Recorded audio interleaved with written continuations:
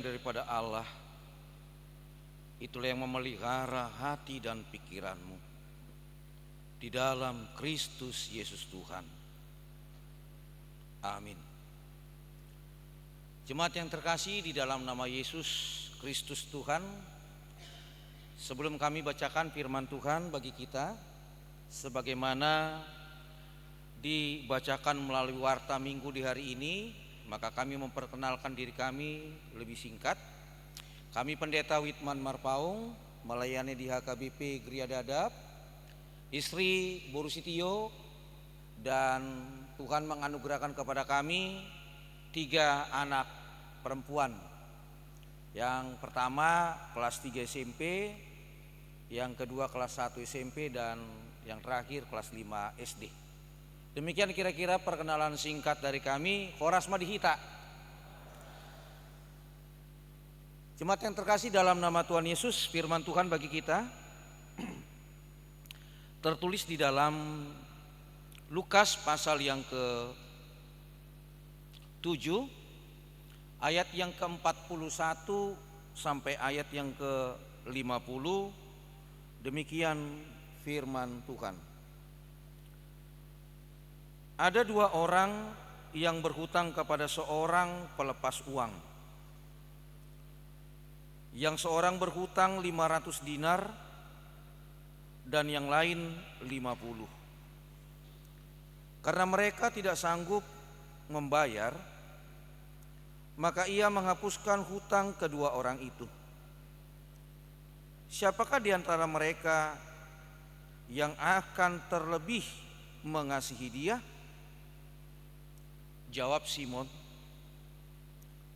aku kira dia yang paling banyak dihapuskan hutangnya. Kata Yesus kepadanya, betul pendapatmu itu.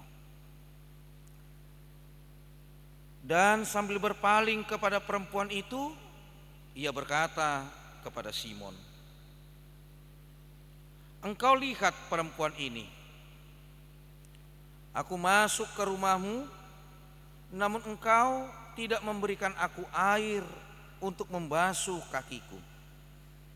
Tetapi dia membasuh kakiku dengan air mata dan menyekanya dengan rambutnya. Engkau tidak mencium aku, tetapi sejak aku masuk, ia tiada henti-hentinya mencium kakiku. Engkau tidak meminyaki kepalaku dengan minyak, tetapi dia meminyaki kakiku dengan minyak wangi. Sebab itu aku berkata kepadamu, dosanya yang banyak itu telah diampuni, sebab ia telah banyak berbuat kasih. Tetapi orang yang sedikit diampuni, sedikit juga ia berbuat kasih. Lalu ia berkata kepada perempuan itu, dosamu telah diampuni. Dan mereka yang duduk makan bersama dia berpikir dalam hati mereka, siapakah ia ini sehingga ia dapat mengampuni dosa? Tetapi Yesus berkata kepada perempuan itu, imanmu telah menyelamatkan engkau. Pergilah dengan selamat. Demikian firman Tuhan. Jemaat yang terkasih di dalam nama Tuhan Yesus, salah satu motivasi terbesar kita mengasihi Tuhan adalah jika kita sadar betapa besar dosa kita dan kita menyadari bahwa Tuhan telah mengampuni dosa kita. Oleh karena itu dalam firman Tuhan di minggu hari ini kita diajak untuk merenungkan bagaimana Allah berbuat dalam kehidupan manusia yang berdosa itu, Namun di satu sisi kita akan melihat bagaimana manusia yang berdosa itu mengasihi Tuhannya. Inilah firman Tuhan di minggu hari ini, Minggu Judika. Ya Tuhan Allah, berikanlah keadilan kepadaku. Di mana di minggu depan kita akan masuk kepada Minggu Palmarum. Selepas itu kita akan masuk kepada Jumat Agung dan Paskah. Tidak lama lagi. Oleh karena itu di dalam Minggu Pasion ini, Minggu Judika ini, kita merenungkan perbuatan, tindakan Tuhan yang begitu besar anugerahnya dalam kehidupan manusia. Dalam teks khotbah ini kita melihat ada dua orang yang memiliki hutang. Yang satu orang memiliki hutang sebanyak 500 dinar. Yang satu orang lagi memiliki hutang sebanyak 50 dinar. Ada selisih sekitar 450 dinar.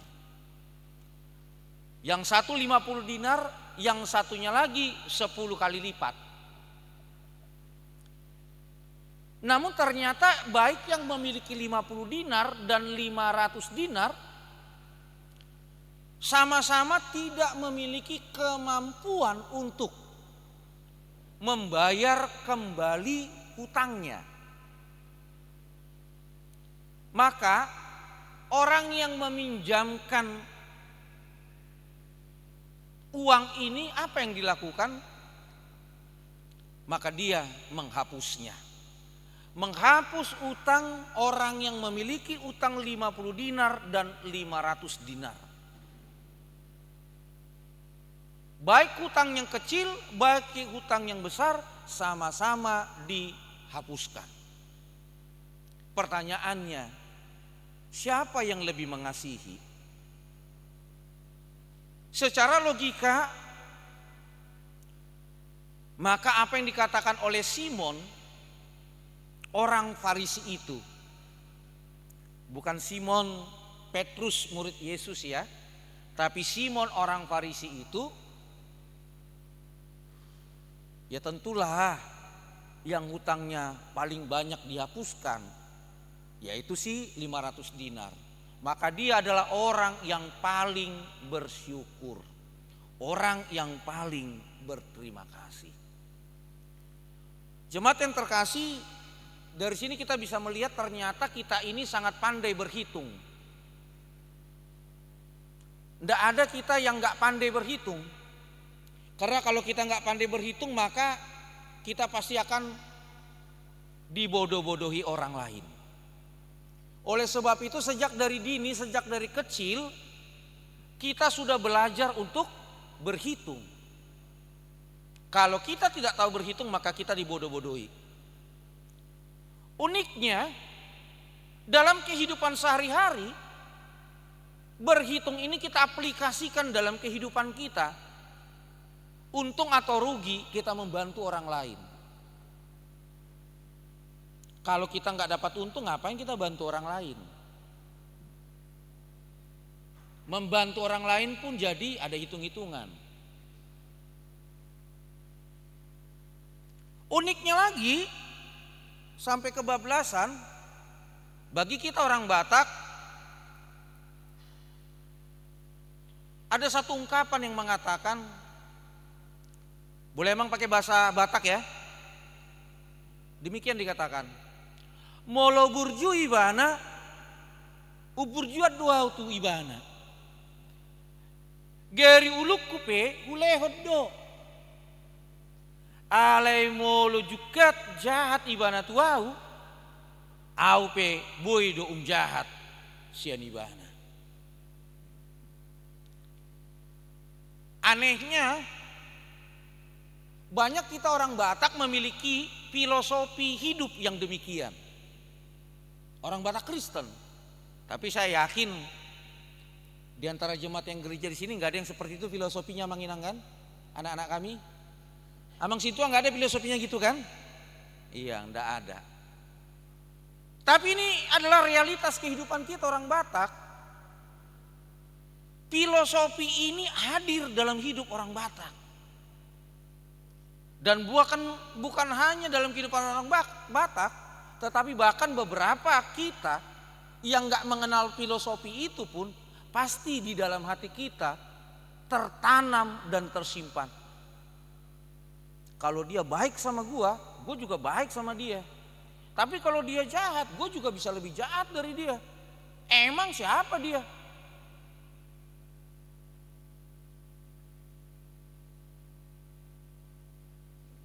Ini realitas kehidupan kita. Sangat pandai kita berhitung, bahkan dalam tindakan kita, perilaku kita, perkataan kita berhitung-hitung. Sehingga apa yang dikatakan oleh Simon orang Farisi itu benar, apa yang kamu katakan, kata Tuhan Yesus. Ya tentunya orang yang memiliki hutang lebih banyak, lebih besar, dia akan lebih bersyukur, dia akan lebih berterima kasih karena dihapuskan. Persoalannya adalah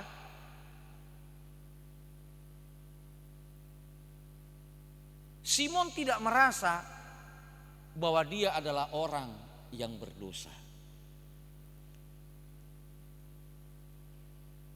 Itu sebabnya Tuhan Yesus mengatakan ketika dia melihat kembali kepada perempuan itu, ketika aku datang ke rumahmu Simon, karena kamu yang ngundang saya datang ke rumahmu ini. Kan gitu kira-kira dikatakan Tuhan Yesus. Karena Tuhan Yesus datang atas undangan Simon orang Farisi.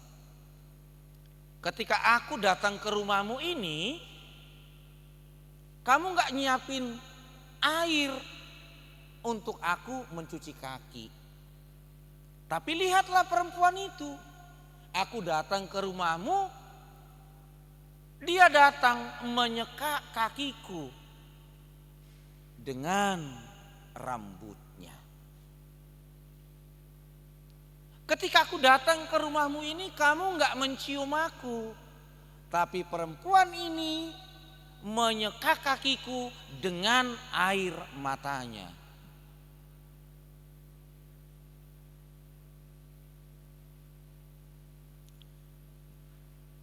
Ketika aku datang ke rumahmu, kamu tidak mempersiapkan aku dengan minyak. Tapi perempuan ini memberikan minyak wangi.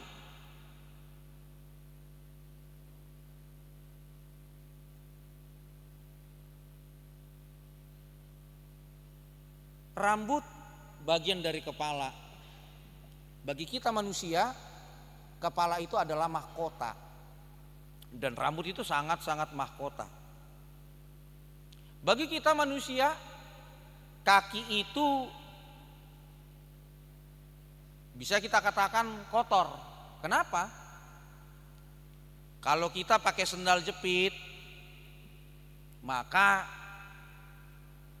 akan lengket abu kotoran di kaki kita. Kalau kita pakai sepatu, pakai kaos kaki, juga akan lengket daki keringat di kaki kita. Bener nggak? Makanya ada istilah bau kibus, bau kaki busuk katanya, kan begitu ya.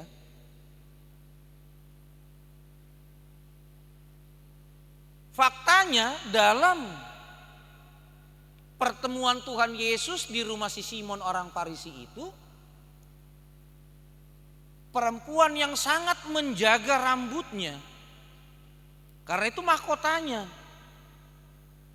Kalau rambutnya nggak dijaga, dia nggak indah, dia nggak cantik. Selalu dibikin sanggul atau apa namanya ini, jepit rambut dan lain sebagainya macamnya supaya cantik dan indah. Kalau laki-laki berbeda, cukup simple saja model rambutnya. Tapi kalau perempuan bisa bermacam-macam. Nah, sesuatu yang indah, sesuatu yang luar biasa, sesuatu yang wah. Ternyata ketika dia datang kepada Tuhan Yesus, dia persembahkan semuanya itu. Bagi kita kaki yang kotor, kaki yang bau ternyata dia seka, ternyata dia lap, ternyata dia cuci. Inilah gambaran rasa syukur perempuan itu, sebab dia menyadari bahwa dia adalah orang yang berdosa di hadapan Tuhan. Dan dia membutuhkan pengampunan dosa. Maka orang yang membutuhkan pengampunan dosa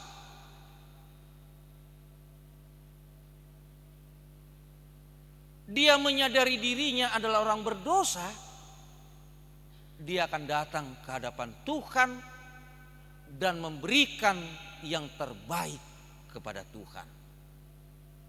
Tetapi berbeda dengan Simon, dia tidak menyadari dirinya adalah orang yang berdosa.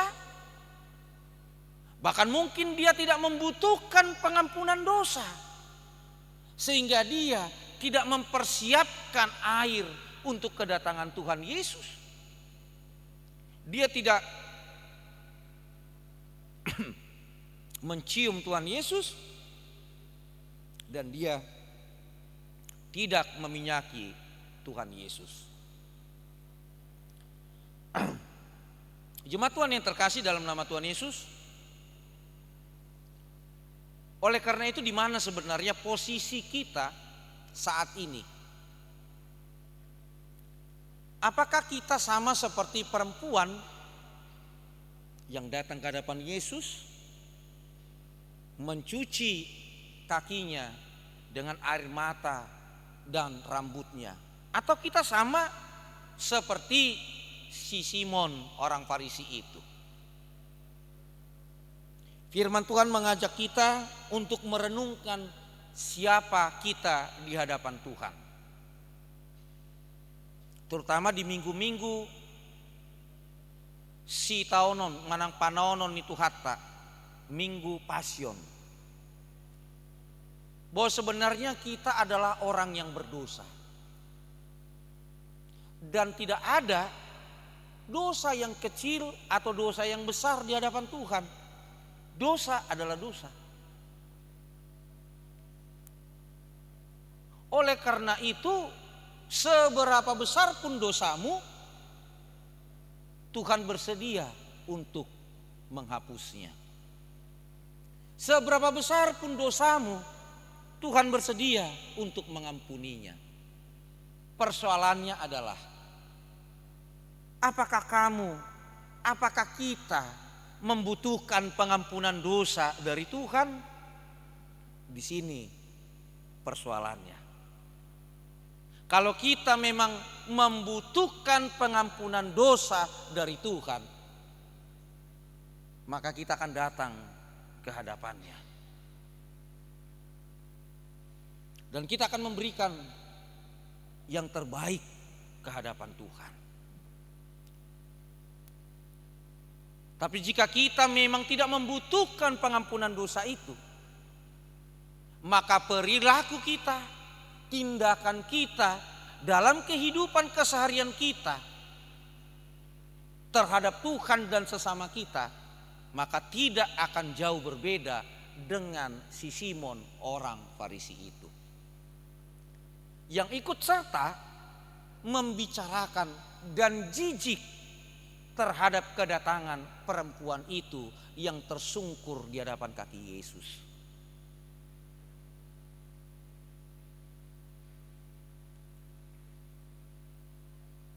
Sesungguhnya kita adalah orang yang berdosa di hadapan Tuhan. Dan kita membutuhkan anugerah keselamatan. Dan anugerah keselamatan itu telah Tuhan sediakan melalui karya kematian Tuhan kita Yesus Kristus dan kebangkitannya. Bahwa kematiannya adalah untuk kampunan dosa kita. Karena dosa kita yang begitu besar dan kita tidak dapat melepaskan diri dari kuasa dosa itu. Sebab upah dosa adalah maut dan kita tidak dapat melepaskan diri, sehingga dia datang ke dunia ini menjadi sama seperti kita manusia.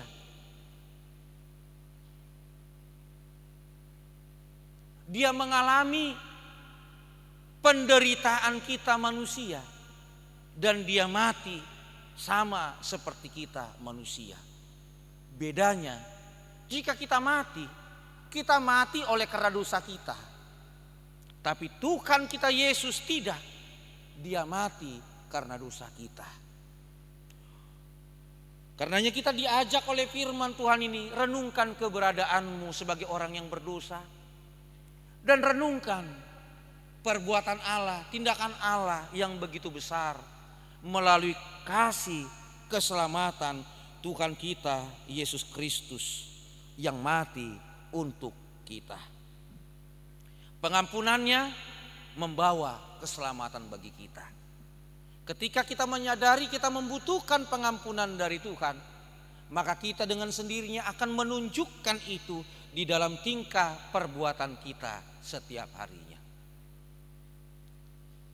Hal yang sangat sederhana, tentunya karena saya melihat lebih banyak yang bergereja di sore hari ini, anak-anak remaja dan pemuda, bahkan anak parguru Malua. Maka saya boleh mengajak untuk merenungkan, mengapa kita bergereja? Apakah karena saya kebetulan lagi belajar Malua, maka saya datang ke gereja? Kalau saya nggak datang gereja, nanti saya nggak tamat, nggak dikasih Malua nanti sama Mang Pendeta. Apakah karena itu? Ataukah memang karena iman kita? Kita keempat mengatakan, ingat dan kuduskanlah hari yang dikuduskan Allah itu, hari Sabat. Dalam katekismus bahasa Batak dikatakan hari Minggu. Yang mengatakan itu siapa? Tuhan. Yang memerintahkan itu siapa? Tuhan. Untuk siapa? Manusia yang melakukannya.